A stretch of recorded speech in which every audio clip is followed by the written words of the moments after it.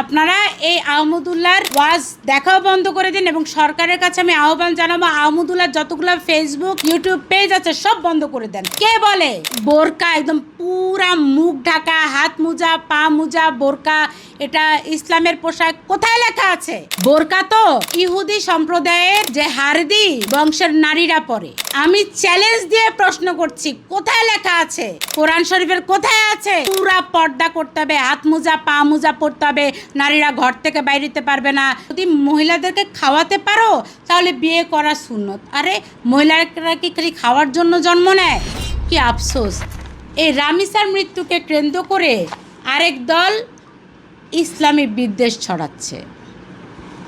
সেই ইসলামী বিদ্বেষটা কেমন? সেই ইসলামী বিদ্বেষটা হচ্ছে বলছে যে আহমদুল্লাহ যিনি কিনা এই টিকার বিরোধী, সেই টিকার বিরোধী আহমদুল্লাহ যে শুধু ওয়াজে বক্তব্য করে আর তার বিভিন্ন পেজ থেকে সে কী করে মানুষের কাছ থেকে খয়রাত করে বেড়ায়, খয়রাত করে মূলত চলে।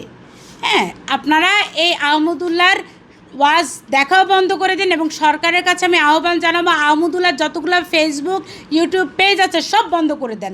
সে একটা ইউটিউবার, সে ফেসবুকে এই ওয়াজ দিয়ে সে টাকা রোজগার করে, কোনো হুজুরই না।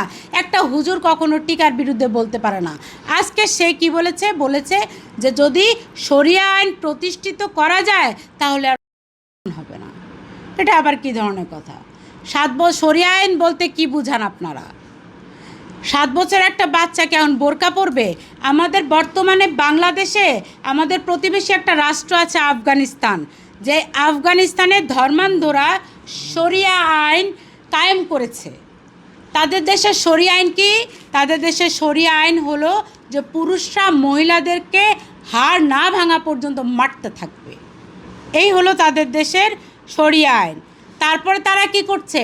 তারা তাদের ছোট ছোট মেয়েদেরকে বিক্রি করে দিচ্ছে।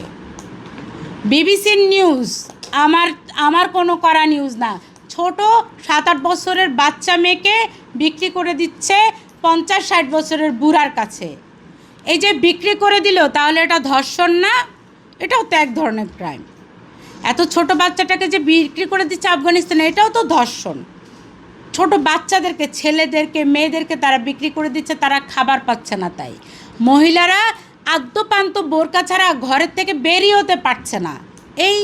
এই জিনিস একেই কি আপনারা শরিয়া আইন বলেন? এই হুজুররা যদি একে শরিয়া আইন বুঝায় তাহলে আমাদের বাংলাদেশে এমন তথাকথিত শরিয়া আইনের কোনো দরকার নেই। এরকম নামকাওয়াস্তে শরিয়া আইনের দরকার নাই যেখানে মহিলাদেরকে শুধু ভোগ্যপণ্য হিসাবে রাখা হবে। এমন শরিয়া আইনের মুখে থু দেই। এমন দেড় ব্যাটারি মাদানি হুজুরের দেয়া শরিয়া আইনের দরকার নাই যেখানে মাদানির মতো লোকেরা বলবে 1 বিয়ে করে পুরুষ, 2 বিয়ে করে বীর পুরুষ, 3 বিয়ে করে মহাপুরুষ। এমন পুরুষের আমার দেশে দরকার নাই। আমার দেশে আমার ভাই দরকার। মহাপুরুষ আর বীর পুরুষের কোনো দরকার নাই। আমরা ছোটোবেলায় রবীন্দ্রনাথের কবিতায় পড়েছিলাম, বীর পুরুষ সে যে তার মা সহ পুরো জাতিকে বাঁচায়। আর এখন এই দেড় ব্যাটারি মাদানির হুজুরদের কথা মতো বীর পুরুষ হলো সে যে খালি বিয়ে করে। আমাদের তো দরকার নাই। নারীদেরকে যেই আইন ভোগ্যপণ্য বানায় এমন আইন দরকার নাই। কে বলে যে এই বোরকা একদম পুরা মুখ ঢাকা, হাত মোজা, পা মোজা, বোরকা এটা ইসলামের পোশাক? কোথায় লেখা আছে? আমি চ্যালেঞ্জ দিয়ে প্রশ্ন করছি, কোথায় লেখা আছে? প্রমাণ দেন।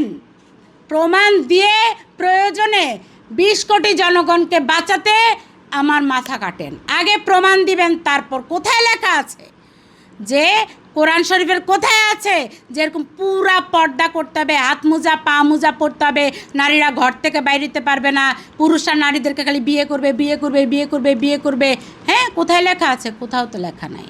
ইচ্ছা হইল এরা একটা ফতোয়া আপনার আমার ঘাড়ের উপর চাপিয়ে দিল। মামুনুলের 55 নাম্বার বউ বলে যে দুপুরবেলা হুজুর আমার সাথে ব্যক্তিগত কাজকর্ম করে, কাজ করে গোসল না করে হুজুর বাইরে যায় ওয়াজ করে। তখন সাংবাদিক জিজ্ঞেস করছে আপনি সত্যি বলতেছেন? তখন মহিলা বলছে সত্যি। মহিলার কি ঠেকা? একটা লোকের 5 নম্বর বউ থাকতে হবে কেন? 5 নম্বর বউ তো তার থাকার দরকার নাই। এগুলা এরা ইসলামে কত কিছু করতে বলেছে। আপনার যদি বলে যে যদি মহিলাদেরকে খাওয়াতে পারো তাহলে বিয়ে করা সুন্নত। আরে মহিলারা কি খালি খাওয়ার জন্য জন্ম নেয়? আমাদের মহিলারা কি আমরা খালি খাওয়ার জন্য জন্ম নেই? আমাদের পাকস্থলী কি আল্লাহ 4টা 5টা দিছে যে পুরুষ খাওয়াবে আর আমরা খালি ওইটাই খাইতে থাকবো, সারাদিন খাবো, ঘুমাবো আর বাচ্চা পয়দা করব? এই জন্য মহিলাদের জন্ম। অথচ পবিত্র কুরআন শরীফের প্রথম শব্দটাই হলো ইকর। আল্লাহ আমাদেরকে পড়তে বলেছে। প্রত্যেকটা মানুষকে আল্লাহ বলছে পড়ো, জ্ঞান আহরণ করো এবং জাতির কল্যাণে, পরিবারের কল্যাণে, সমাজের কল্যাণে ছড়িয়ে পড়ো। আমার এই 2 হাত দিয়ে যদি মানুষের উপকার হয় তাহলে সমস্যা কী? কেন আমাকে ব্যবহার করতে হবে? প্রত্যেকটা মেয়ে, প্রত্যেকটা ছেলে লেখাপড়া করবে, সুন্দর দেশ গড়ার জন্য সমানভাবে এগিয়ে যাবে। আমার মাহারামের দরকার কি? যদি সকল পুরুষ আমার ভাই হয় তাহলে তো আমার আলাদা মাহারামের কোনো প্রয়োজন নেই। কেন আমার বোরকা পরতে হবে? বোরকা তো ইহুদি সম্প্রদায়ের যে হারদি বংশের নারীরা পরে। অনেক বছর আগে, ইসলাম আসার আগেও খ্রিস্টান ধর্মের, বিভিন্ন ধর্মের মহিলারা এরকম উদ্ভট টাইপের বোরকা পরতো। না জেনে না বুঝে কোনো পোশাক কোনো মানুষের উপর চাপিয়ে দেওয়াটাই গুনাহ। আপনারা কথায় কথায় বলেন মুনাফেক, বলেন যে দেশের ভিতরে কোনো হিন্দু রাখতে দিবেন না, হিন্দু সব নাস্তিক। কোথায় পেয়েছেন? আল্লাহ সৃষ্টি করা মানুষকে কোথায় আপনারা কথায় কথায় নাস্তিক বলেন, বলেন হিন্দু থাকবে না, মন্দির শূন্য করে দিবেন এই পৃথিবী? আল্লাহ কি আপনাদেরকে আলাদা কাজ দিয়েছে? অ্যাসাইনমেন্ট দিয়ে পাঠিয়েছে যে তোমরা মন্দিরের বিরুদ্ধে নামো, মন্দির ভাঙচুর করো, নাস্তিক মেরে ফেলো, হিন্দু মেরে ফেলো? হুজুরগুলা কি বলে? হুজুরগুলা বলে যাদের দাড়ি নাই তাদেরকে মেরে ফেলা জায়েজ। হুজুরগুলা বলে যারা নামাজ পড়ে না তাদের বিরুদ্ধে নামা জায়েজ। দেখেন, এক উদ্ভট ধর্ম ব্যবসায়ী, মনে হয় সে আম ব্যবসায়ী, দাড়ি টুপিওয়ালা আম ব্যবসায়ী, সে কি বলছে দেখেন। সে বলছে যে এখন বাংলাদেশ আমের দেশ, অথচ কিছু কিছু আম আছে হিন্দু, আমের নাম হলো হিন্দু। এখন ওই হুজুর উঠে পড়ে লাগছে আমের মুসলমানি করানোর কাজে। ওই হুজুরের বক্তব্য অনুযায়ী যে যেই আমের নাম গোবিন্দভোগ ওটা হিন্দু, এটারে মুসলমান করতে হলে নাম দিতে হবে সুলতানি আম। যেই আমের নাম গোপালভোগ ওটারে মুসলমান বানাইতে নাম দিতে হবে জালালি আম।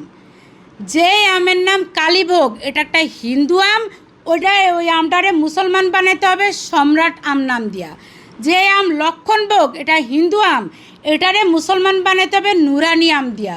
তাহলে আমার প্রশ্ন হলো যে বাংলাদেশের মানুষ যে স্বাধীনতার 55 বছর পর্যন্ত আম খাইলো, তাহলে হিন্দু আম খাইলো?